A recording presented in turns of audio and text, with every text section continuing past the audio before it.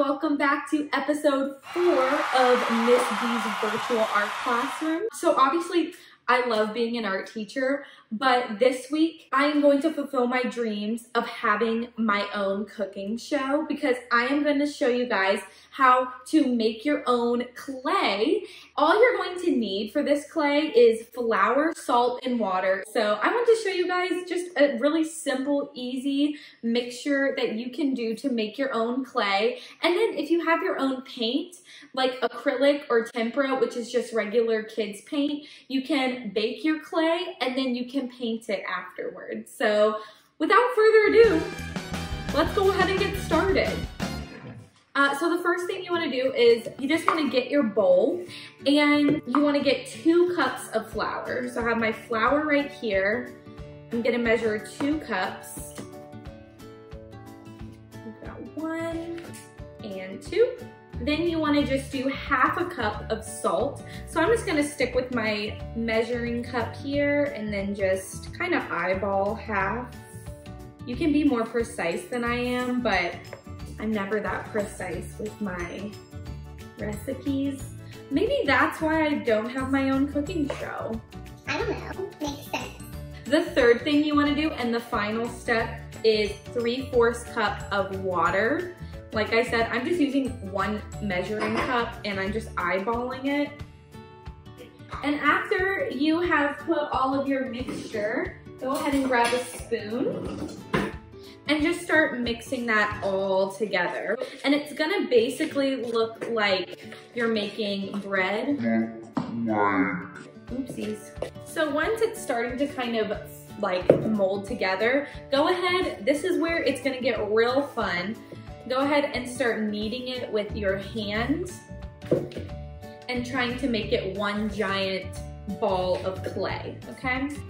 You can go ahead and put it on your surface. Make sure that it's all stuck together. If it's a little bit dry, like mine feels a little bit crumbly, I'm just gonna add a little bit more water. If yours is a little too sticky, you can add a little bit more of your flour.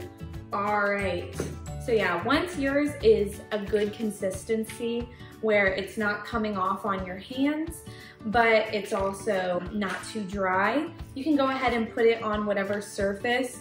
What I did, I just put down one of those paper bags you get from the grocery store and I just opened it up. Also, stay tuned, I have an added challenge at the end in case you either don't have the resources to make your own clay, but you still want to get creative, or if you had so much fun with this and you want to do something a little extra, I have a little added challenge at the end of this video. So she's all kneaded and she's ready to go.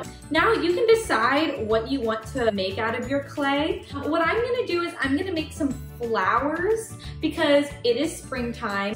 You can really mold anything that you want out of this clay. If you wanna roll it out and maybe cut some shapes out, you can do that as well. But if I was gonna make a flower, what I would want to do is start off with just a little oval like this. I'm gonna make a rose. So I'm gonna start with just the middle like this. And then all you need to do, it's super easy, is just start molding your petals. So all I did was break a little piece off and I flattened it almost like a little pancake. And I just kind of left it like that, and that's gonna be a petal. And all you need to do is just keep going around and around and forming your rose like that with each petal. And it's okay if they're slightly different sizes. And then I'm just going to add it. Keep going around and around with those petals.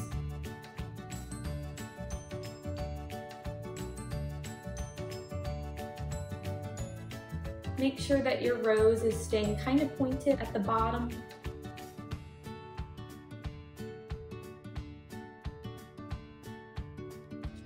And now I think I might make 2 more just because I've got some extra clay.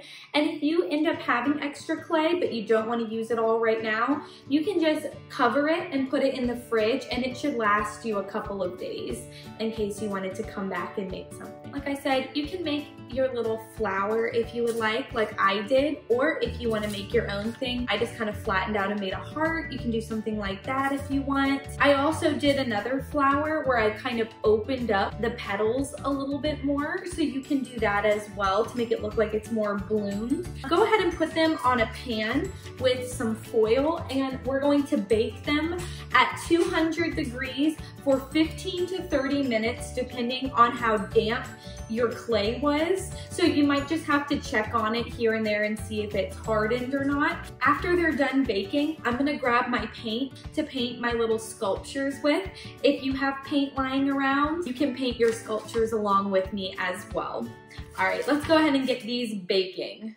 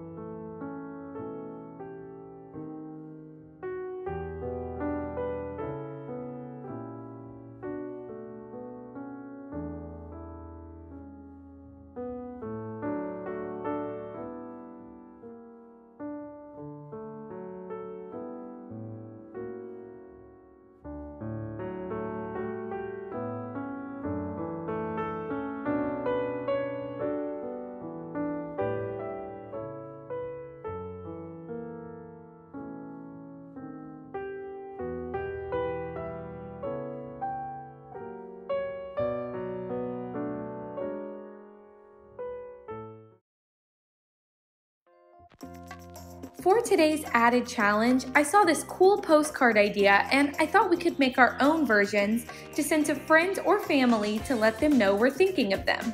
I decided I'm going to make 5 and send them to each of my best friends. Grab a piece of paper and pencil and start by drawing a circle for each person you'd like to include, including yourself. This is going to be the backs of everybody's heads. Then draw 2 small parallel lines under each circle for their necks. Next, draw 2 curved lines coming off of the neck for their shoulders and shirt. Now, we're going to decide who's who by drawing their hair on the circles. Try to think of how the person usually wears their hair. If you need some inspiration, there will be an idea sheet at the end of this video.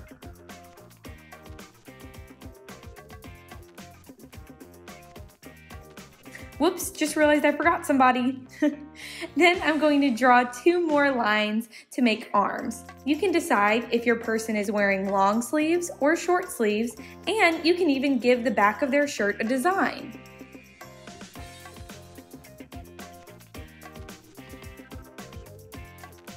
I decided I was going to outline my people with a thin black marker and paint them with watercolor.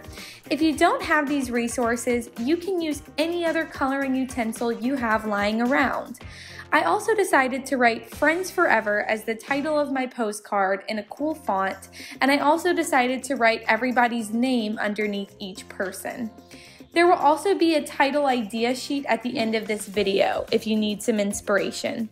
Feel free to do the writing in pencil first, and the last thing I'm going to do is give my postcards some color by using those watercolors.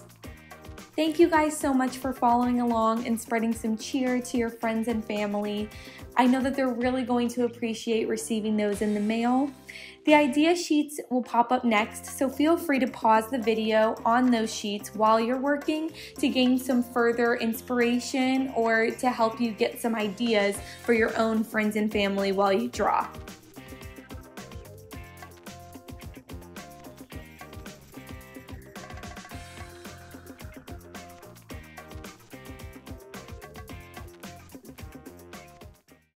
Alright, thank you guys so much for watching. I hope that y'all enjoyed this video and that y'all stay creative this week. And as always, stay happy and healthy.